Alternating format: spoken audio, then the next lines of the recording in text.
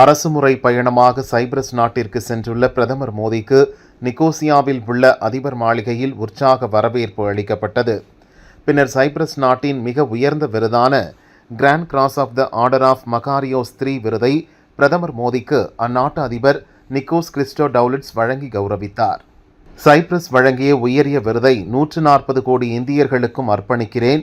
அனைத்து இந்தியர்களின் சார்பாக இந்த கௌரவத்தை மிகுந்த பணிவுடனும் நன்றியுடனும் ஏற்றுக்கொள்கிறேன் என பிரதமர் மோடி கூறியுள்ளார்.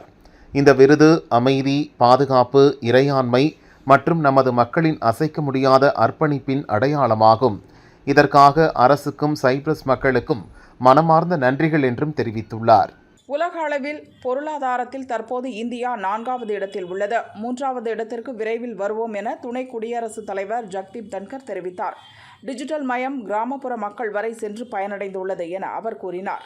அகமதாபாத் விமான விபத்தில் குஜராத் மாநில முன்னாள் முதல்வர் விஜய் ரூபானியும் இறந்தார்.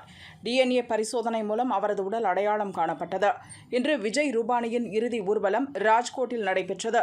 21 துப்பாக்கி குண்டுகள் முழங்க அரசு மரியாதை செலுத்தப்பட்டது. மத்திய உள்துறை அமைச்சர் அமித்ஷா, குஜராத் கவர்னர் ஆச்சார்யா தேவ்விரத் உள்ளிட்டோரும் கலந்து கொண்டனர். திருவள்ளூர் வாலிபர் தனுஷ் தேனியைச் சேர்ந்த இளம்பெண்ணை காதலித்து திருமணம் செய்தார். இளம்பெண்ணை மீட்க வந்த குடும்பத்தினர் தனுஷின் தம்பியை காரில் கடத்திச் சென்றனர். இந்த சம்பவத்தில் பெண்ணின் தந்தை உட்பட 5 பேர் கைது செய்யப்பட்டனர். இதில் புரட்சி பாரதம் தலைவர் ஜெகன்மூர்த்தி, ADGP ஜெயராமன் ஆகியோருக்கு தொடர்பிருப்பது தெரியவந்தது.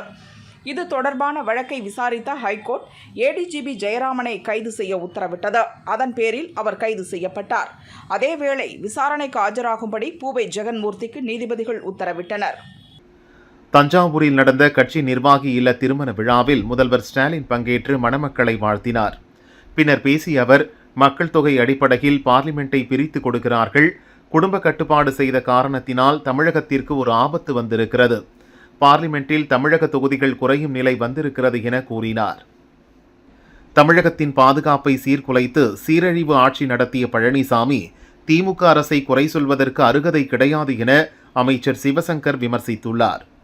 துப்பாக்கி கலாச்சாரம் பற்றியெல்லாம் பழனிசாமி பேசலாமா? அதிமுக ஆட்சியில் துப்பாக்கி மலிவு விலைக்கு விற்கப்பட்டதும் அதை வாங்கி கொலை சம்பவங்களில் ஈடுபட்டதையும் மக்கள் மறக்க மாட்டார்கள் என்றும் தெரிவித்துள்ளார். ஆட்சி பொறுப்பேற்று 4 ஆண்டுகளில் கொடுத்த வாக்குறுதி எதையுமே நிறைவேற்றாமல் மக்கள் கடும் கோபத்தில் இருப்பது தெரிந்ததும் வாய்க்கு வந்த ரீல்களை அளந்து விடுகிறீர்களே, அதுதான் அரைவே காட்டுத்தனம் என ஸ்டாலின் கருத்துக்கு EPS பதிலளித்துள்ளார். திமுக ஆட்சியின் தவறுகளை சுட்டிக்காட்டும் எனது அறிக்கைகள் ஸ்டாலினை மிகவும் உறுத்துகிறது.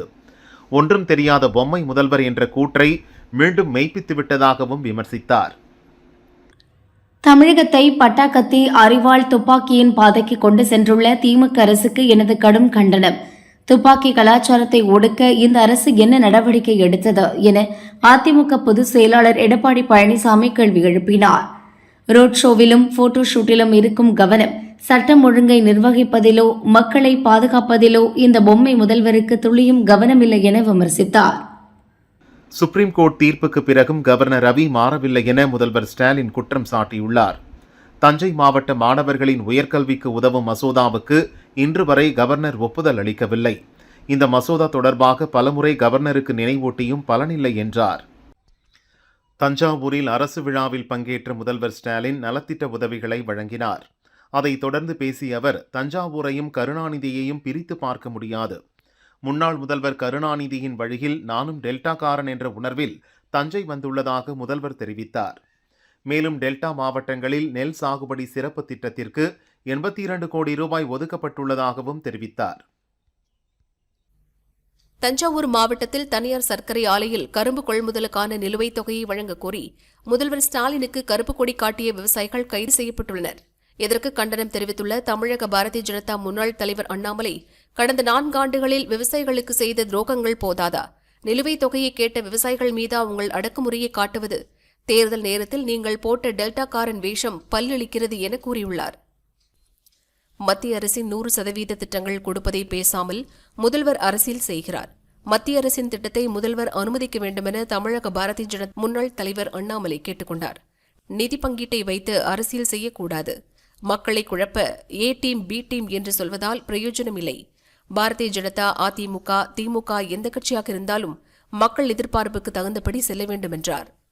தமிழகத்தின் பாதுகாப்பை சீர்குலைத்து சீரழிவு ஆட்சி நடத்திய பழனிசாமி திமுக அரசை குறை சொல்வதற்கு அருகதை கிடையாது என அமைச்சர் சிவசங்கர் விமர்சித்துள்ளார். துப்பாக்கி கலாச்சாரம் பற்றியெல்லாம் பழனிசாமி பேசலாமா? அதிமுக ஆட்சியில் துப்பாக்கி மலிவு விலைக்கு விற்கப்பட்டதும் அதை வாங்கி கொலை சம்பவங்களில் ஈடுபட்டதையும் மக்கள் மறக்க மாட்டார்கள் என்றும் தெரிவித்துள்ளார். 2000 கோடி அணைகள் கட்ட ஒதுக்கியதில் எங்கே அணையை கட்டினீர்கள் என எடப்பாடி பழனிசாமி கேள்வி எழுப்பியிருந்தார். இதற்கு பதிலளித்து பேசிய அமைச்சர் துரைமுருகன், பாவம் எடப்பாடி பழனிசாமிக்கு எதுவுமே தெரியாது என்று விமர்சித்தார். அவரை இங்கே வந்து பாலாற்றை பார்க்க சொல்லுங்கள், எத்தனை தடுப்பணை அமைத்துள்ளேன் என்று தெரியும் என்றும் அவர் சொன்னார்.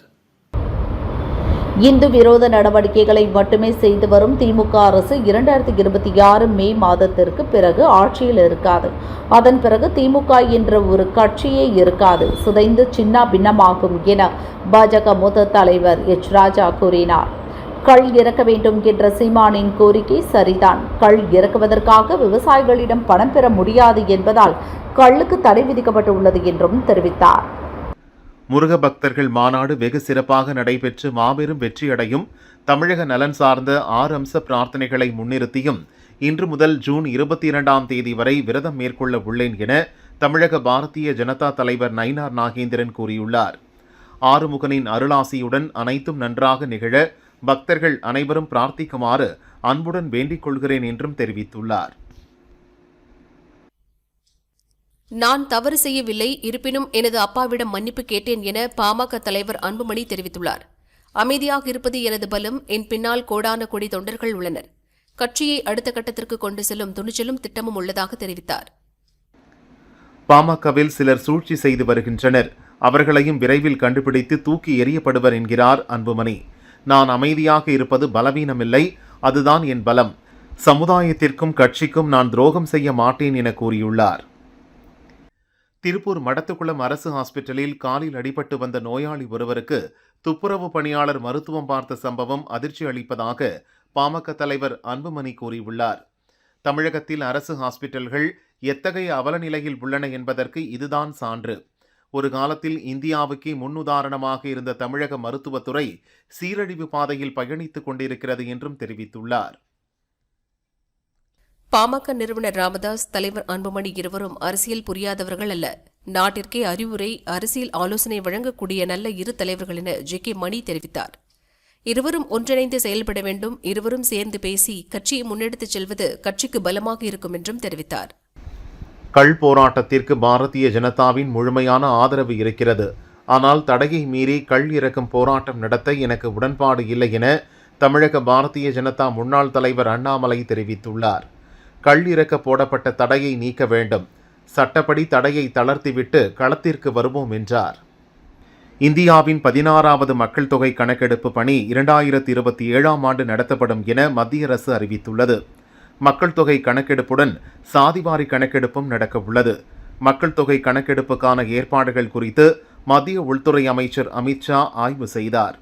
உள்துறை செயலாளர் கோவிந்த் மோகன் மற்றும் அமைச்சகத்தின் மூத்த அதிகாரிகளுடன் ஆலோசனை நடத்தினார். அரபிக்கடலில் அடுத்த 24 மணி நேரத்தில் குறைந்த காற்றழுத்த தாழ்வு பகுதி உருவாகிறது. மத்திய கிழக்கு அரபிக்கடல் பகுதியில் வளிமண்டல மேலடுக்கு சுழற்சி நிலவி வருகிறது. இதன் காரணமாக நீலகிரி, கோவை, தென்காசி, நெல்லை, குமரி, திருப்பூர், தேனி, திண்டுக்கல், விருதுநகர் மாவட்டங்களில் மழை பெய்ய வாய்ப்புள்ளதாக வானிலை ஆய்வு மையம் தெரிவித்துள்ளது. காசா உதவி மையத்தின் மீது இஸ்ரேல் மீண்டும் தாக்குதல் நடத்தியது. இந்த தாக்குதலில் பாலஸ்தீனியர்கள் 38 பேர் கொல்லப்பட்டனர். இந்த தாக்குதலுக்கு ஹமாஸ் படையினர் கண்டனம் தெரிவித்துள்ளனர். உத்தரப்பிரதேசத்தில் 14 மாவட்டங்களில் கடந்த 2 நாட்களில் மின்னல் தாக்கி குழந்தைகள் உட்பட 25 பேர் இறந்துள்ளனர். இதில் ஒரே குடும்பத்தைச் சேர்ந்த 4 பேர் அடங்குவர். வர்த்தக தொடர்புகளை மேம்படுத்தும் விதமாக நானும் அதிபர் நிக்கோஸ் கிறிஸ்டோடூடில்ஸும் இணைந்து இந்தியா சர்ப்ரைஸ் நாடுகளைச் சேர்ந்த பல்வேறு துறை நிறுவனங்களின் தலைவர்களுடன் ஆலோசனை நடத்தினோம் என பிரதமர் மோடி தெரிவித்தார். கடந்த 10 ஆண்டுகளில் இந்தியா மேற்கொண்ட பொருளாதார மற்றும் தொழில்துறை சீர்திருத்தங்கள் குறித்து விவரித்தேன் என்றும் கூறினார். ஆர்டிஇ மாணவர் சேர்க்கைக்கு மாநில அரசே நிதி ஒதுக்க வேண்டும் என அதிமுக பொதுச் செயலர் பழனிசாமி வலியுறுத்தியுள்ளார். மத்திய அரசு பணம் தரவில்லை என தட்டி கழிக்காமல் உடனடியாக மாநில நிதியில் இருந்து இத்திட்டத்திற்கான நிதியை விடுவித்து கட்டணமின்றி படிக்க வகை செய்யும் 25% மாணவர் சேர்க்கையை உடனடியாக முடிக்க வேண்டும் எனவும் வலியுறுத்தியுள்ளார். தமிழக அரசியலில் தவிர்க்க முடியாத சக்தியாக விடுதலை சிறுத்தைகள் கட்சி இருக்கிறது. கேரளா, மகாராஷ்டிரா, கர்நாடகாவிலும் துளிர் விடுகிறது என திருமாவளவன் கூறினார். முதல்வர் பதவிக்கே நாங்கள் ஆசைப்படவில்லை.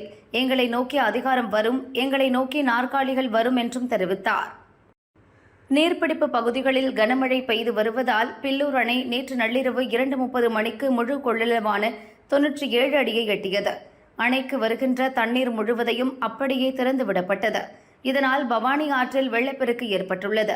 பவானி ஆற்றின் கரையோரம் வசிக்கும் மக்கள் பாதுகாப்பாக இருக்கும்படி அறிவுறுத்தப்பட்டுள்ளது. நீலகிரி மாவட்டத்தில் ஒரு சில இடங்களில் இன்று மிக கனமழை பெய்ய வாய்ப்புள்ளதால் அம்மாவட்டத்திற்கு ஆரஞ்ச் அலர்ட் விடுக்கப்பட்டுள்ளது. இந்நிலையில் நீலகிரி மாவட்டத்தில் உதகை, குந்தா, கூடலூர் மற்றும் பந்தலூர் ஆகிய வட்டங்களில் உள்ள பள்ளிகளுக்கும், கோவை மாவட்டம் வால்பாறையிலும் உள்ள பள்ளிகளுக்கும் மட்டும் விடுமுறை அளிக்கப்பட்டுள்ளது. தமிழக தென் மாவட்டங்களின் கடலோர பகுதிகள், மன்னார் வளைகுடா, குமரிக்கடல் பகுதிகளில் இன்றும் நாளையும் சூறாவளி காற்று வீசக்கூடும் என வானிலை ஆய்வு மையம் எச்சரித்துள்ளது. எனவே மீனவர்கள் இப்பகுதிகளுக்கு செல்ல வேண்டாம் எனவும் அறிவுறுத்தியுள்ளது. லண்டனில் இருந்து 360 பயணிகளுடன் சென்னை வந்து கொண்டிருந்த பிரிட்டிஷ் ஏர்வேஸ் நிறுவனத்துக்கு சொந்தமான போயிங் 287-8 விமானத்தில் நடுவானில் தொழில்நுட்ப கோளாறு ஏற்பட்டுள்ளது. இதனால் விமானம் மீண்டும் லண்டனுக்கே திரும்பி சென்றது. லண்டன் டு சென்னை இடையே விமான சேவை பாதிக்கப்பட்டுள்ளது. இஸ்ரேல் நடத்தி வரும் வான்வழி தாக்குதல்களால் ஈரானில் உள்ள முக்கிய அணுசக்தி மையம் சேதமடைந்துள்ளதை சர்வதேச அணுசக்தி முகமை உறுதி செய்துள்ளது. இதனால் ஈரானின் யுரேனியம் செறிவூட்டல் திட்டம் பல மாதங்கள் தாமதப்படுத்தப்படலாம் என்று எச்சரித்துள்ளது. அமெரிக்க அதிபர் டிரம்பை கொல்ல ஈரான் விரும்புகிறது என இஸ்ரேல் பிரதமர் பெஞ்சமின் நெதன்யாகு குற்றம் சாட்டியுள்ளார். முதல் எதிரியாக டிரம்புக்கு ஈரான் இலக்கு நிர்ணயித்துள்ளது. அவர் ஒரு நல்ல தலைவர், மற்றவர்கள் அவர்களுடன் பேரம் பேச முயற்சிப்பதை அவர் ஒருபோதும் ஏற்றுக்கொள்ளவில்லை என்றும் நெதன்யாகு தெரிவித்தார். இஸ்ரேல் நேற்று முன்தினம் ஈரானின் புஷேர் மாகாணம் கங்கனில் உள்ள எண்ணெய் சுத்திகரிப்பு நிலையம் மீது குண்டு வீசி தாக்குதல் நடத்தியது. இதனால் ஈரான் எண்ணெய் உற்பத்தியை பாதியாக குறைத்துள்ளது. இதை ஈடு செய்ய ஒபெக் எனப்படும் எண்ணெய் உற்பத்தி நாடுகள் உற்பத்தியை அதிகரிக்க வேண்டும். இதன் காரணமாக உலகமெங்கும் பெட்ரோல், டீசல் விலை உயரும் என நிபுணர்கள் கணித்துள்ளனர். சென்னையில் இன்று ஆபரண தங்கத்தின் விலை சற்று குறைந்துள்ளது. சவரனுக்கு 120 ரூபாய் குறைந்து ஒரு சவரன் 74,440 ரூபாய்க்கு விற்பனையாகிறது. 1 கிராம் 9,305 ரூபாய்க்கு விற்கப்படுகிறது. வெள்ளி விலையில் மாற்றமின்றி 1 கிராம் வெள்ளி 120 ரூபாய்க்கு விற்பனை செய்யப்படுகிறது. காவிரி நீர்பிடிப்பு பகுதியில் பெய்து வரும் தொடர் மழை காரணமாக ஒகேனக்கல் காவிரி ஆற்றிற்கு நீர்வரத்து அதிகரித்துள்ளது. நேற்று 6,000 கன அடியாக இருந்த நீர்வரத்து இன்று 7,800 கன அடியாக அதிகரித்துள்ளது. மேலும் நீர்வரத்து அதிகரிக்கக்கூடும் என எதிர்பார்க்கப்படுகிறது. நீர்வளத்துறை அதிகாரிகள் தீவிரமாக கண்காணித்து வருகின்றனர். மங்களூர் உடுப்பி இடையே மண் சரிவு ஏற்பட்டதால் ஜாம்நகர் எக்ஸ்பிரஸ் 15 மணி நேரம் தாமதமாக வந்துள்ளது. நேற்று மாலை நெல்லை வந்தடைய வேண்டிய ஜாம்நகர் எக்ஸ்பிரஸ் ரயில் இன்று காலை 8 மணிக்கு வந்தது. இஸ்ரோ முன்னாள் விஞ்ஞானி நெல்லை சு. முத்து திருவனந்தபுரத்தில் உடல்நலக் குறைவால் காலமானார். முன்னாள் ஜனாதிபதி அப்துல் கலாமுடன் பணியாற்றிய இவர் அறிவியல், விண்வெளி தொடர்பாக பல புத்தகங்கள், கட்டுரைகளையும் எழுதியுள்ளார். இவரின் 4 புத்தகங்களுக்கு தமிழ்நாடு அரசின் சிறந்த நூலாசிரியர் விருது கிடைத்துள்ளது. நீலகிரி மாவட்டத்தில் பெய்து வரும் மழை மற்றும் பில்லூர் அணையில் திறந்துவிடப்படும் தண்ணீரால் பவானிசாகர் அணைக்கு நீர்வரத்து அதிகரித்துள்ளது. அணையின் நீர்மட்டம் தற்போது 85 அடியை எட்டியுள்ளது. 2வது முறையாக அணை நிரம்பியதால் அணையில் இருந்து 14,000 கன அடி தண்ணீர் திறந்துவிடப்படுகிறது. இதனால் விவசாயிகள் மகிழ்ச்சியடைந்துள்ளனர். அதிமுக பொதுச் செயலாளர் எடப்பாடி பழனிசாமி மீண்டும் முதல்வராக வேண்டி விருதுநகர் மாவட்டம் ஸ்ரீவில்லிபுத்தூரில் உள்ள தானிப்பாறை சர்வேஸ்வரர் கோவிலில் முன்னாள் அமைச்சர் ராஜேந்திர பாலாஜி தியானத்தில் ஈடுபட்டார். கள்ளக்குறிச்சியில் இயக்குனர் AR முருகதாஸ் மகளின் மஞ்சள் நீராட்டு விழா நடந்தது. இதில் தனது மகள் மற்றும் மகனுடன் சேர்ந்து பிரபல இயக்குனர் AR முருகதாஸ் நடனமாடும் வீடியோ சமூக வலைதளங்களில் வைரலாகி வருகிறது. புதுச்சேரி யூனியன் பிரதேசம் காரைக்காலில் 60 நாட்கள் மீன்பிடி தடைக்காலம் முடிவடைந்த நிலையில் கடலில் வீசிய சூறாவளி காற்றால் மீனவர்கள் மீன்பிடிக்க செல்லாமல் இருந்தனர். இந்நிலையில் நள்ளிரவு காரைக்கால் மீன்பிடி துறைமுகத்தில் நிறுத்தியிருந்த 400க்கும் மேற்பட்ட விசைப்படகுகளில் மீனவர்கள் மீன்பிடிக்க கடலுக்கு சென்றனர். வேலூர் மாவட்டம் குடியாத்தம் அடுத்த பரதராமி அருகே உள்ள வீரிசெட்டிப்பள்ளி கிராமத்தில் வனப்பகுதியை ஒட்டிய விவசாய நிலத்தில் சிறுத்தை நடமாட்டம் தென்பட்டது. அங்கு ஆட்டு கொட்டகையில் இருந்த 6 ஆடுகளை சிறுத்தை வேட்டையாடி உள்ளது. சிறுத்தை நடமாட்டத்தால் விவசாயிகளும் கிராம மக்களும் அச்சமடைந்துள்ளனர். 3 நாள் அரசுமுறை பயணமாக குடியரசு துணைத் தலைவர் ஜெகதீப் தன்கர் நேற்று புதுச்சேரி வந்தார். இந்நிலையில் அவரை சந்தித்த முதல்வர் ரங்கசாமி புதுச்சேரி மத்திய பல்கலைக்கழகத்தில் அனைத்து பாடப்பிரிவுகளிலும் புதுச்சேரி மாணவர்களுக்கு 25% இடஒதுக்கீடு வழங்க வேண்டும் என கோரிக்கை விடுத்தார். சென்னை கோட்டத்தில் ஆண்டுக்கு 3.41 கோடி பயணிகள் பயன்படுத்தும் ரயில் நிலையமாக தாம்பரம் ரயில்வே ஸ்டேஷன் அமைந்துள்ளது. எழும்பூர் சென்ட்ரல் ரயில்வே ஸ்டேஷன்களை பின்னுக்கு தள்ளி சென்னை கோட்டத்தில் தாம்பரம் ரயில் நிலையம் முதல் இடத்தில் பிடித்துள்ளது. ரேஷன் கடையை முறையாக திறந்து பொதுமக்களுக்கு பொருட்கள் வழங்க வேண்டும். இணையதள சேவை குறைபாட்டை நீக்கி கூட்டுறவுத்துறை நடவடிக்கை எடுக்க வேண்டும் என கோரி காஞ்சிபுரம் குருவிமலை பொதுமக்கள் நியாய விலைக் கடை முன்பு ஆர்ப்பாட்டத்தில் ஈடுபட்டனர். சென்னை TMS வளாகம் சேவை மையம் 104 நீட் தேர்வு எழுதிய மாணவர்களுக்கு மனநல ஆலோசனை வழங்கும் திட்டத்தை அமைச்சர் மா. சுப்பிரமணியன் தொடங்கி வைத்தார். நாமக்கல் மாவட்டம் பள்ளிப்பாளையம் அருகே ஈரோடு திருச்செங்கோடை இணைக்கும் புதிய மேம்பாலத்திலிருந்து இறங்கிய கார் ஒன்று சாலையோர பள்ளத்தில் கவிழ்ந்து விபத்துக்குள்ளானது. காரில் பயணித்த இளைஞர்கள் இருவரும் அதிர்ஷ்டவசமாக உயிர் தப்பினர். புதிய மேம்பாலத்தின் அருகே அதிக அளவில் விபத்துகள் நடப்பதால் டிவைடர்கள் மற்றும் வேகத்தடை அமைக்க வேண்டும் என அப்பகுதி மக்கள் திடீரென சாலை மறியலில் ஈடுபட்டனர். ஸ்பாட்டிற்கு விரைந்த பள்ளிப்பாளையம் போலீசார் வேகத்தடை அமைப்பதாக உறுதியளித்த பிறகு கலைந்து சென்றனர். இதனால் அப்பகுதியில் போக்குவரத்து பாதிக்கப்பட்டது. ஈரோடு மாவட்டம் சத்தியமங்கலம் அருகே அரியப்பம்பாளையம் பகுதியில் இரவில் பட்டா கத்தி வைத்து கேக் வெட்டி பிறந்தநாளை கொண்டாடிய நிஷாந்த் என்ற வாலிபரை சத்தியமங்கலம் போலீசார் கைது செய்தனர். உத்திரமேரூர் அருகே கங்கையம்மன் மற்றும் வெங்கடேச பெருமாள் கோவில் கும்பாபிஷேகம் விழா விமரிசையாக நடைபெற்றது. கும்பாபிஷேக விழாவில் 1000க்கும் மேற்பட்ட பக்தர்கள் கலந்து கொண்டு சாமி தரிசனம் செய்தனர். கிருஷ்ணகிரி 5 ரோடு பகுதியில் பட்ட பகலில் நாடக ஆசிரியர் வெங்கடேசன் என்பவரை மர்ம நபர் ஒருவர் அரிவாளால் விரட்டி கொலை செய்த சம்பவம் அப்பகுதி மக்களிடையே பெரும் அதிர்ச்சியையும் பரபரப்பையும் ஏற்படுத்தியுள்ளது. இரத்த வெள்ளத்தில் கிடந்த வெங்கடேசன் மருத்துவமனைக்கு செல்லும் வழியில் இறந்தார். அவரை வெட்டிய மர்ம நபர் போலீசில் சரணடைந்தார். மேலும் CCTV காட்சிகளை வைத்து போலீசார் தீவிரமாக விசாரித்து வருகின்றனர். கோவை மாவட்டம் பெரியநாயக்கன்பாளையம் அருகே உரிய ஆவணங்களின்றி தங்கியிருந்த வங்கதேசத்தைச் சேர்ந்த ஒரு பெண் உட்பட 4 பேர் மீது பெரியநாயக்கன்பாளையம் போலீசார் வழக்கு பதிவு செய்து கைது செய்தனர். அவர்களிடமிருந்து போலி ஆதார் கார்டுகள், 4 செல்போன்களை பறிமுதல் செய்தனர். நீலகிரி மாவட்டம் உதகையில் பலத்த காற்று வீசியதால் தலைக்குந்தா காந்திநகர் செல்லும் சாலையில் ராட்சத மரம் ஒன்று அங்கு நிறுத்தி வைக்கப்பட்டிருந்த ஆட்டோ மற்றும் கார் மீது விழுந்தது. இதில் 2 வாகனங்களும் சேதமடைந்தது. தகவல் அறிந்த தீயணைப்புத் துறையினர் மரத்தை அகற்றி ஆட்டோ மற்றும் காரை மீட்டு போக்குவரத்தை சீர் செய்தனர். திருப்பத்தூர் மாவட்டம் வாணியம்பாடி நீலிக்கொல்லை புது தெருவில் வசித்து வரும் தொழிலதிபர் இம்தியாஸ் வீட்டினுள் புகுந்த கொள்ளையர்கள் அவரை கட்டி போட்டு கொள்ளையடிக்க முயன்றனர். அதற்குள் அவரது மனைவி கூச்சலிடவே கொள்ளையர்கள் தப்பி சென்றனர். இதுகுறித்து வாணியம்பாடி நகர காவல்துறையினர் விசாரித்து வருகின்றனர். ராணிப்பேட்டை மாவட்டம் கலவை அருகே உள்ள கன்னிகாபுரம் பள்ளிக்கூட தெருவில் விவசாயி முருகன் வீட்டின் பூட்டை உடைத்து உள்ளே நுழைந்த கொள்ளையர்கள் 17 சவரன் நகைகள் 1 லட்சம் ரொக்கப் பணத்தை கொள்ளையடித்து தப்பினர். இதுகுறித்து வழக்கு பதிந்த போலீசார் விசாரித்து வருகின்றனர். புதிய நீதி கட்சியின் புதுச்சேரி மாநில தலைவராக இருந்து மறைந்த பொன்னுரங்கத்தின் உருவப்பட திறப்பு விழா தனியார் திருமண மண்டபத்தில் நடைபெற்றது.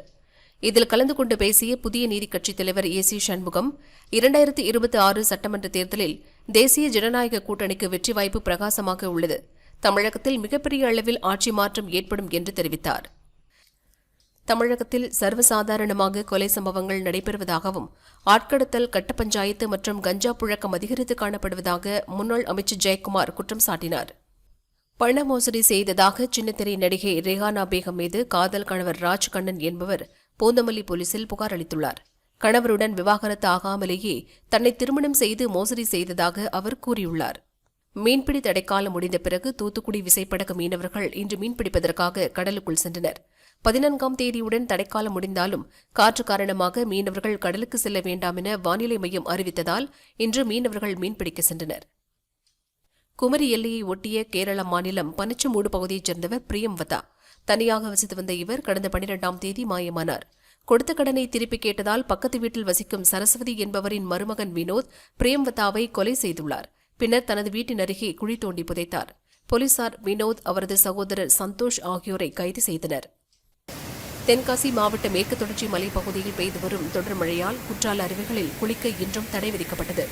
இதனால் குற்றாலம் வந்த டூரிஸ்டுகள் ஏமாற்றத்துடன் திரும்பிச் சென்றனர். திருச்சி மாவட்டம் மரவனூரில் உள்ள பெரிய குளத்தில் மீன்பிடி திருவிழா நடந்தது. ஏராளமான மக்கள் போட்டி போட்டுக்கொண்டு மீன்பிடித்தனர். கட்லா, விரால், குரவை, ஜிலேபி, கெண்டை, கிழத்தி உள்ளிட்ட பல்வேறு வகையான மீன்களை மகிழ்ச்சியுடன் பிடித்துச் சென்றனர். மன்னார் வளைகுடா மற்றும் பாக் நீரிணை கடல் பகுதியில் சூறைக்காற்று மற்றும் கடல் கொந்தளிப்பு காரணமாக மீனவர்கள் கடலுக்குள் செல்ல மீன்வளத்துறை அதிகாரிகள் தடை விதித்தனர். இதனால் 8000க்கும் மேற்பட்ட மீனவர்கள் கடலுக்கு மீன்பிடிக்கச் செல்லவில்லை. மீன்பிடி தடைக்காலம் முடிந்து கடலுக்கு செல்லலாம் என நினைத்திருந்த மீனவர்கள் கடும் ஏமாற்றம் அடைந்தனர். தென்காசி மாவட்டம் மேலம் விஞ்ஞானபுரம் கிராமத்தில் பஸ் நிறுத்தம் அமைப்பதில் இரு பிரிவினரிடையே பிரச்சினை ஏற்பட்டது. அரசு தரப்பில் ஒரு நிழற்குடையும் ஒரு தரப்பு மக்கள் சார்பில் மற்றொரு நிழற்குடையும் அமைக்கப்பட்டன. ஒரே பகுதியில் 2 நிழற்குடைகள் உள்ளதால் மோதல் ஏற்படும் சூழல் உருவானது. மாவட்ட நிர்வாகம் அறிவுறுத்தலின் பேரில் 100க்கும் மேற்பட்ட போலீசார் ஒரு தரப்பு மக்கள் அமைத்த பஸ் நிறுத்த நிழற்குடையை அகற்றினர். தேனி மாவட்டம் பெரியகுளத்தில் உள்ள கௌமாரியம்மன் கோயில் ஆனி பெருந்திருவிழா ஜூலை 16 முதல் 18 வரை நடக்கிறது. இதற்கான முகூர்த்த கால் நடும் விழா இன்று கோலாகலமாக நடைபெற்றது. சிறப்பு பூஜைகள் நடத்தி முகூர்த்த கால் நடப்பட்டது. திரளான பக்தர்கள் பங்கேற்று சாமி தரிசனம் செய்தனர். மதுரையில் ஜூன் 22 நடக்கும் முருக பக்தர்கள் மாநாடு அரசியல் சார்பற்றது. அரசியல் உள்நோக்கம் இல்லாததென புதுச்சேரி உள்துறை அமைச்சர் நமச்சிவாயம் கூறினார். தமிழக அரசு எந்த நோக்கத்தில் முருகன் மாநாடு நடத்தியதோ அதே நோக்கத்தில்தான் முருக பக்தர்களின் மாநாடும் நடத்தப்படுகிறது. இதில் எந்த பிளவுவாத நோக்கமும் கிடையாது என்றும் தெரிவித்தார்.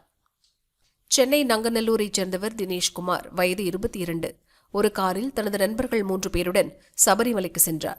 சாமி தரிசனம் முடித்துவிட்டு காரில் ஊர் திரும்பினர். வடமதுரை அருகே தங்கம்மாப்பட்டி பகுதியில் சென்றபோது காரின் பின்பக்க டயர் வெடித்து சாலையில் உருண்டது. காரில் இருந்த யோகேஸ்வரன் ஸ்பாட்டிலேயே பலியானார்.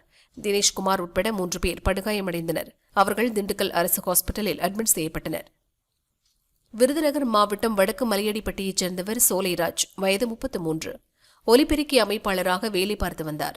இவரை மர்ம நபர்கள் வெட்டி படுகொலை செய்தனர். கஞ்சா விற்பனை செய்வதை தட்டி கேட்டதால் ஏற்பட்ட முன்விரோதத்தில் சோலைராஜ் கொலை செய்யப்பட்டிருக்கலாம் என முதற்கட்ட விசாரணையில் தெரியவந்தது. மர்ம நபர்களை போலீசார் தேடுகின்றனர். தேனி வரும் துணை முதல்வர் உதயநிதிக்கு கருப்பு கொடி காட்டப் போவதாக அறிவித்த இந்து மக்கள் கட்சியின் தொண்டரணி மாநில துணைத் தலைவர் குரு ஐயப்பனை போலீசார் முன்னெச்சரிக்கையாக கைது செய்தனர். மேலும் கலெக்டர் அலுவலகம் அருகே கருப்பு கொடியுடன் நின்றிருந்த அக்கட்சியைச் சேர்ந்த 50க்கும் மேற்பட்டோரும் கைது செய்யப்பட்டனர். இந்து முன்னணி நடத்தும் முருக பக்தர்கள் மாநாட்டில் அதிமுக பொதுச் செயலாளர் பழனிசாமி உத்தரவிட்டால் பங்கேற்போம் என முன்னாள் அமைச்சர் செல்லூர் ராஜு கூறினார். தமிழகத்தில் யார் யாருடன் கூட்டணி அமைத்தாலும் மக்கள்தான் எஜமானர்கள், மக்களோடுதான் நாங்கள் கூட்டணி வைத்துள்ளோம் என்றும் தெரிவித்தார். மதுரையில் இந்து முன்னணியின் சார்பில் நடைபெறும் முருக பக்தர்கள் மாநாட்டை தடை செய்ய கோரி திருப்பூரில் திராவிட தமிழர் கட்சியினர் கலெக்டர் அலுவலகத்தில் மனு அளித்தனர்.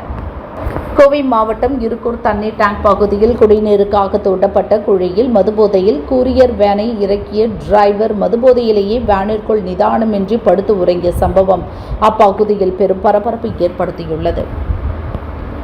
IDPL குழாய் பதிப்பினை விவசாய நிலங்களில் கொண்டு செல்லக்கூடாது என திருப்பூர் மாவட்டம் அவிநாசிபாளையத்தில் விவசாயிகள் போராட்டம் நடத்தி வருகின்றனர். இந்த போராட்டத்தில் பங்கேற்ற தமிழக பாஜக முன்னாள் தலைவர் அண்ணாமலை போராட்டத்தை கைவிடக் கோரினார். சாத்திய கூறுகளை ஆய்வு செய்து குழாய் பதிப்பை மேற்கொள்ள நடவடிக்கை எடுக்கப்படும் என தெரிவித்தார். சென்னை ஐயப்பன் தாங்கலில் மதுரவாயில் பாஜக மண்டல தலைவர் பிரசாந்த் மற்றும் நண்பர்கள் சக்திவேல், பூபதி ஆகியோரை மர்ம கும்பல் பயங்கர ஆயுதங்களால் தாக்கிவிட்டு தப்பி சென்ற சம்பவம் பெரும் பரபரப்பை ஏற்படுத்தியது. ஆபரேஷன் ட்ரக் ஃப்ரீ கோவை என்ற பெயரில் கோவை மாவட்டம் முழுவதும் ஒரே நேரத்தில் 89 தனிப்படைகள் அமைத்து 300க்கும் மேற்பட்ட போலீசார் அதிரடி சோதனையில் ஈடுபட்டனர். சோதனையின் போது 10 கிலோ கஞ்சா பறிமுதல் செய்யப்பட்டது. 33 வழக்குகள் பதிவு செய்யப்பட்டு 36 பேர் கைது செய்யப்பட்டனர். கைது செய்யப்பட்டவர்களில் 10 பேர் நீதிமன்ற காவலில் சிறையில் அடைக்கப்பட்டனர். அவர்களிடம் தொடர்ந்து போலீசார் தீவிரமாக விசாரணை நடத்தி வருகின்றனர். கோவை மாவட்டம் வால்பாறையில் விடிய விடிய பெய்த கனமழை காரணமாக இன்று பள்ளிகளுக்கு விடுமுறை அளிக்கப்பட்டுள்ளது. சோலையாறு பிர்லா நீர்வீழ்ச்சியில் தண்ணீர் ஆர்ப்பரித்து செல்கிறது. நீர்வரத்து அதிகரித்துள்ளதால் சுற்றுலா பயணிகள் குளிக்க வனத்துறையினர் தடை விதித்துள்ளனர். மேலும் சின்னக்கல்லாறில் 17 சென்டிமீட்டர் மழை பெய்துள்ளதாக வானிலை மையம் தெரிவித்துள்ளது. நீலகிரி மாவட்டம் குன்னூர் மீஞ்சூர் சாலையில் கோடேரி அருகே சென்று கொண்டிருந்த பிக்கப் வேன் மீது மரம் விழுந்ததில் வேனை ஓட்டி சென்ற விக்னேஷ் என்பவர் அதிர்ஷ்டவசமாக காயங்களின்றி உயிர் தப்பினார். தகவல் அறிந்த குன்னூர் தீயணைப்பு துறையினர் மரத்தை வெட்டி அகற்றினர். இதனால் மஞ்சூர் குன்னூர் சாலையில் சுமார் 1.5 மணி நேரம் போக்குவரத்து பாதித்தது. தமிழகத்தில் தென்மேற்கு பருவமழை இயல்பை விட 17% கூடுதலாக பெய்துள்ளதாக சென்னை வானிலை ஆய்வு மையம் தெரிவித்துள்ளது. சென்னையில் 60% கூடுதலாக பதிவாகியுள்ளது. கொடைக்கானல் மலைக்கிராமம் மன்னவனூர் கரும்பாறை பகுதியில் செந்நாய் தாக்கியதில் 4 மாடுகள் இறந்தன. வனத்துறையினர் விரைந்து சென்று செந்நாய் காலடி தடத்தை பதிவு செய்தனர். அரசு உரிய இழப்பீடு வழங்க வேண்டும் என விவசாயிகள் கோரிக்கை விடுத்தனர். தேனி மாவட்டம் கடமலைக்குண்டு ஊராட்சி ஒன்றியத்தை சேர்ந்தவர் ஷீலா. இவருக்கு அரசு திட்டத்தின் கீழ் வீடு கட்ட அனுமதி வழங்கப்பட்டது. இதற்கு அவரது உறவினரும் போலீஸ் அதிகாரியுமான ராஜேந்திரன் எதிர்ப்பு தெரிவித்து தடுத்து நிறுத்தினார். வேதனை அடைந்த ஷீலா தேனி வந்த துணை முதல்வர் உதயநிதியிடம் மனு அளிக்க சென்றார். அவரை போலீசார் தடுத்து நிறுத்தினர். இதனால் ஷீலா கண்ணீருடன் தரையில் அமர்ந்து தர்ணாவில் ஈடுபட்டார். போலீசார் அவரை குண்டுகட்டாக தூக்கி வெளியேற்றினர். குமரி மாவட்டம் செண்பக தரிசு பகுதியில் உள்ள ரப்பர் தோட்டத்தில் பாளையன் வயது 71 என்பவர் காவலாளியாக வேலை பார்த்து வந்தார். சிற்றார் அணை பகுதிக்கு சென்ற அவர் தவறி விழுந்து பலியானார். ஆறுகாணி போலீசார் விசாரிக்கின்றனர். தென்காசி மாவட்டம் ஆலங்குளம் அடுத்துள்ள ஊத்துமலையில் வசித்து வந்தவர் சுடர் வடிவேலு வயது 57 பூ வியாபாரம் செய்து வந்தார். வீட்டில் தனியாக இருந்த வடிவேலுவை மர்மநபர் அறிவாளால் சரமாரியாக விட்டுவிட்டு தப்பினார். படுகாயத்துடன் அவரை விரட்டிய வடிவேலு பூக்கடை வாசலில் விழுந்து பலியானார். முன்விரோதம் காரணமாக அவர் கொலை செய்யப்பட்டு இருக்கலாம் என போலீசார் சந்தேகிக்கின்றனர். தஞ்சையில் நடந்த நிகழ்ச்சிகளை முடித்துவிட்டு சென்னைக்கு விமானத்தில் செல்வதற்காக முதல்வர் ஸ்டாலின் திருச்சி வந்தார். அவரை திருச்சி மிளகுப்பாறை அரசு ஆதிதிராவிட நல பள்ளியில் படித்த மாணவி ராகினி சந்தித்தார். தான் தேசிய சட்ட பல்கலைக்கழகத்திற்கான பொது நுழைவுத் தேர்வில் வெற்றி பெற்றதாக தெரிவித்தார். ராகினிக்கு சால்வை அணிவித்த ஸ்டாலின் பேனாவை பரிசாக வழங்கி நன்றாக படிக்க வேண்டும் என வாழ்த்தினார். கோவை மாவட்டம் பொள்ளாச்சி குமரன் நகரில் செயல்படும் நகராட்சி துவக்க பள்ளியில் 49 மாணவ மாணவிகள் மட்டுமே படிக்கின்றனர். 49 பேருக்கு ஒரே ஒரு ஆசிரியர் பாடம் எடுத்து வருகிறார். இதனால் மாணவர்களின் கல்வி பாதிக்கப்படுவதாகவும் கூடுதலாக ஆசிரியர்களை நியமிக்க வேண்டும் என வலியுறுத்தி அப்பகுதி மக்கள் வட்டார கல்வி அலுவலரிடம் மனு அளித்தனர். தமிழக அரசு உடனடியாக நடவடிக்கை எடுக்க வேண்டும் என கோரிக்கை விடுத்தனர். குஜராத்தின் அகமதாபாத் விமான விபத்தில் உயிரிழந்தவர்களில் 47 பயணிகளின் உடல்கள் அடையாளம் காணப்பட்டு உறவினர்களிடம் ஒப்படைக்கப்பட்டுள்ளதாக அதிகாரிகள் தெரிவித்தனர். இதில் பலர் குஜராத்தின் ஜூனாகத், பாவ்நகர், கேதா, மெஹ்சானா மற்றும் அகமதாபாத் உள்ளிட்ட மாவட்டங்களைச் சேர்ந்தவர்கள் என்று தெரிவிக்கப்பட்டுள்ளது. இஸ்ரோ முன்னாள் விஞ்ஞானி சு முத்து மறைவுக்கு முதல்வர் ஸ்டாலின் இரங்கல் தெரிவித்துள்ளார். அறிவியல் விண்வெளி ஆராய்ச்சி குறித்து ஏராளமான நூல்களை எளிய தமிழில் எழுதியுள்ளதோடு மொழிபெயர்ப்பாளராகவும் அறிவியல் தமிழுக்கு பங்காற்றியுள்ளார். இந்தியாவுக்கு பெருமை சேர்த்து தமிழ் மொழிக்கு வளம் சேர்த்து வாழ்ந்து மறைந்துள்ள சு முத்துவை இழந்து வாடும் அவரது குடும்பத்தினருக்கும் நண்பர்களுக்கும் ஆழ்ந்த இரங்கலையும் ஆறுதலையும் தெரிவித்தார். உலக டெஸ்ட் சாம்பியன்ஷிப் இறுதிப் போட்டியில் ஆஸ்திரேலிய அணியினர் தங்களை சோக்கஸ் என்று ஸ்லட்ஜிங் செய்ததாக தென்னாப்பிரிக்க கேப்டன் பவுமா கூறியுள்ளார். நீண்ட காலத்திற்கு பிறகு இறுதி தடையை வெற்றிகரமாக கடந்து வரலாற்றில் இடம் பிடித்தது மகிழ்ச்சி அளிக்கிறது என்றும் தெரிவித்துள்ளார். முன்னாள் முதல்வர் ஓ பன்னீர்செல்வத்தை எம்எல்ஏ பதவியிலிருந்து நீக்கம் செய்ய வலியுறுத்தி மிலானி என்பவர் அளித்த மனு மீது உரிய ஆய்வுக்கு பின் சட்டப்படி நடவடிக்கை எடுக்கப்படும் என சபாநாயகர் அப்பாவு தெரிவித்தார். இளம் வயதில் இருந்தே வாஷிங்டன் சுந்தர்தான் தன்னுடைய உத்வேகம் என தமிழக கிரிக்கெட் வீரர் சாய் சுதர்சன் கூறியுள்ளார். சென்னையில் நிறைய இளம் வீரர்களுக்கு உத்வேகம் அளித்துள்ளார். மேலும் உலகம் முழுதும் உள்ள இளம் வீரர்களுக்கு தொடர்ந்து உத்வேகம் அளிப்பார் என்று நம்புகிறேன் என்றும் தெரிவித்துள்ளார். தமிழில் செல்லம்மா, அரபிக் குத்து போன்ற பாடல்களை பாடி பிரபலமானார் பாடகி ஜொனிட்டா காந்தி. இவர் கூறுகையில், இன்ஸ்டாவில் அதிக பாலியல் சீண்டல் நடக்கிறது. ஒரு ஆண் தனது இன்ஸ்டா ஸ்டோரியில் அசிங்கமான போட்டோவை பதிவிட்டு அதன் பின்னணியில் என் போட்டோவை வைத்தார். இதை கண்டு அதிர்ச்சி அடைந்தேன். இதுபோன்று நிறைய பாலியல் தொல்லைகளை சந்தித்திருக்கிறேன். இதுவரை யார் மீதும் வழக்கு பதிந்தது இல்லை. அதுபோன்ற நபர்களை உடனடியாக பிளாக் செய்து விடுவேன் என்கிறார். ஹனீப் அதேனி இயக்கத்தில் உன்னி முகுந்தன் நடிப்பில் மலையாளத்தில் வெளியான படம் மார்கோ அதிகமான வன்முறை காட்சிகள் இருந்ததால் விமர்சனத்திற்குள்ளானது. ஆனாலும் 100 கோடி ரூபாய் வசூலித்து ஆச்சரியம் தந்தது. இதன் 2ஆம் பாகம் உருவாவதாக அறிவித்திருந்தனர். இது பற்றி ரசிகர் ஒருவர் இன்ஸ்டாவில் உன்னி முகுந்தனிடம் கேள்வி எழுப்பினார். அதற்கு அவர், மார்கோ 2 உருவாகவில்லை. அந்த படத்தை பற்றி நிறைய நெகட்டிவ் சூழல் நிலவியதால் கைவிடுகிறோம். ஆனால் மார்கோ 2 படத்தை விட வேறொரு சிறந்த படத்தை கொடுக்க விரும்புகிறேன் என பதிலளித்தார். வினோத் இயக்கத்தில் விஜய் நடிக்கும் கடைசி படம் ஜனநாயகன். பூஜா ஹெக்டே, பாபி தியோல், மமிதா பைஜு, பிரியாமணி உள்ளிட்டோர் நடிக்க அனிருத் இசையமைக்கிறார். அரசியல் கலந்த அதிரடி ஆக்ஷன் படமாக உருவாகிறது. விஜய் தனது படக்காட்சிகளை முடித்துவிட்டார். இப்போது பூஜாவும் நேற்றோடு தனது படக்காட்சிகளை நிறைவு செய்ததாக வலைதளத்தில் அறிவித்துள்ளார். சேகர் கமுலா இயக்கத்தில் தனுஷ், நாகார்ஜுனா, ராஷ்மிகா நடித்துள்ள குபேரா படம் தமிழ், தெலுங்கில் ஜூன் 20 ரிலீஸ் ஆகிறது. ஹைதராபாத்தில் நடந்த குபேரா பட ட்ரெய்லர் வெளியீட்டு விழாவில் தனுஷ் பேசும்போது, பவன் கல்யாண் நடிக்கும் ஒரு படத்தை இயக்க ஆசைப்படுவதாக கூறியவர், தமிழை தாண்டி தெலுங்கிலும் படம் இயக்க விரும்புவதாக தெரிவித்தார்.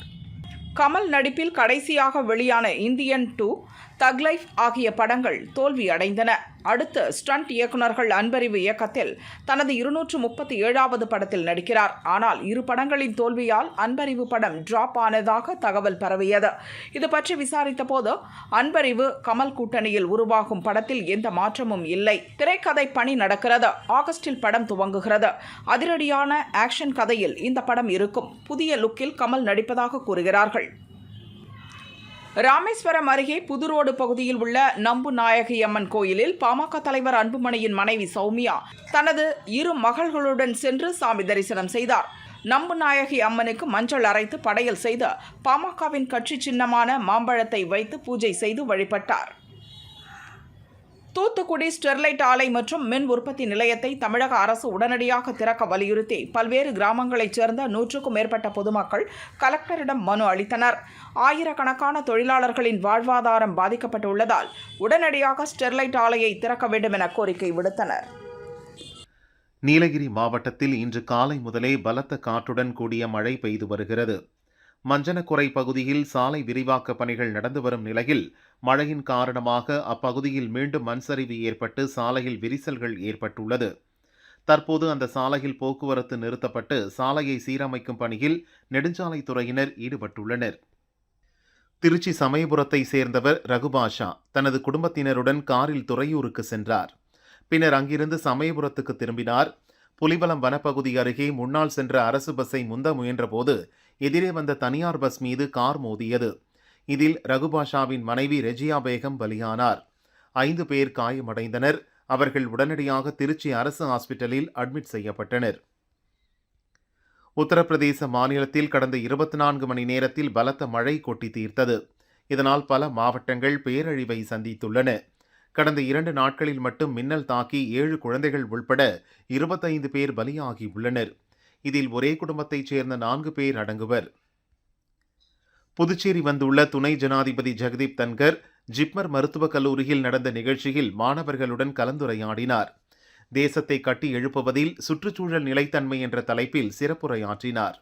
அவர் பேசிக் கொண்டிருந்த போது திடீரென அரங்கில் அலாரம் ஒலித்தது. இதனால் பேச்சை நிறுத்திய துணை ஜனாதிபதி விபரீதம் ஏதும் இல்லை என்பதை உறுதி செய்து கொண்டு பேச்சை தொடர்ந்தார். அந்தமான் கடல் பகுதியில் திடீர் நிலநடுக்கம் ஏற்பட்டது. இந்த நிலநடுக்கம் ரிக்டர் அளவில் 4.8 பதிவானது. நிலநடுக்கத்தால் ஏற்பட்ட பாதிப்புகள் பற்றிய விவரங்கள் எதுவும் வெளியிடப்படவில்லை. தஞ்சைக்கு வந்த முதல்வருக்கு விவசாயிகள் கருப்பு கொடி காட்டி ஆர்ப்பாட்டத்தில் ஈடுபட்டனர். ஆர்ப்பாட்டத்தில் ஈடுபட்டவர்களை போலீசார் கைது செய்தனர். தனியார் கரும்பு ஆலை தர வேண்டிய நிலுவைத் தொகையை நிர்வாகத்தை அரசு வலியுறுத்தி பெற்றுத்தராததை கண்டித்து கருப்பு கொடி காட்டினர். கோவை குற்றாலம் அருவியில் வெள்ளப்பெருக்கு ஏற்பட்டதால் கடந்த மே 24ஆம் தேதி முதல் அருவி மூடப்பட்டது. இந்நிலையில் விட்டு மழை பெய்தாலும் அருவியில் அடிக்கடி வெள்ளப்பெருக்கு ஏற்பட்டு வருவதால் தொடர்ச்சியாக குற்றாலம் அருவி மூடப்பட்டுள்ளது. இதன் காரணமாக 23வது நாளாக கோவை குற்றாலம் அருவியில் குளிக்க சுற்றுலா பயணிகளுக்கு விதிக்கப்பட்ட தடை தொடர்கிறது. தேனி ஸ்ரீ கௌமாரியம்மன் கோயில் தேரோட்டம் விமரிசையாக நடைபெற்றது. வான வேடிக்கைகள் வெடித்து மேளதாளத்துடன் தேர் புறப்பாடு தொடங்கியது. ஏராளமான பக்தர்கள் கலந்து கொண்டு தேரை வடம் பிடித்து இழுத்தனர். கன்னியாகுமரி மாவட்டத்திலிருந்து கேரளாவுக்கு சென்ற கேரள அரசு பேருந்தில் கஞ்சா கடத்தி வந்த 2 இளைஞர்களை பாராசாலை போலீசார் அதிரடியாக கைது செய்தனர். அவர்களிடமிருந்த 10 கிலோ கஞ்சாவை பறிமுதல் செய்து விசாரணை நடத்தி வருகின்றனர். மத்திய அரசு வெளியிட்டுள்ள மக்கள் தொகை கணக்கெடுப்பு அரசாணையில் ஜாதிவாரி கணக்கெடுப்பு பற்றிய எந்த அறிவிப்பும் இல்லை என்று காங்கிரஸ் கட்சி கேள்வி எழுப்பியுள்ளது.